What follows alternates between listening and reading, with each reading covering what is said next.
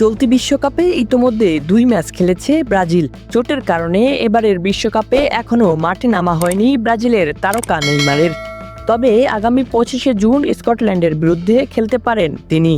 বিশ্বকাপের সময় নেইমারকে নিয়ে রসিকতা করেছেন ব্রাজিলের প্রেসিডেন্ট লুলা দা সিলভা।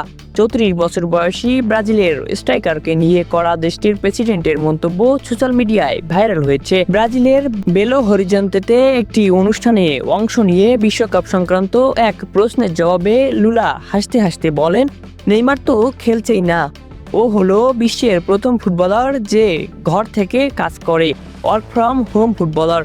বিশ্বকাপে দল নির্বাচন করা নিয়ে কটাক্ষ করে ব্রাজিলের প্রেসিডেন্ট বলেন, ইন্টারনেটে দেখেছিলাম যে কোনো দিন কৃত্রিম বুদ্ধিমত্তা ব্যবহার করে দল তৈরি করতে হবে ওদের, হয়তো 11 জন পেলেকে নিয়ে দল হবে।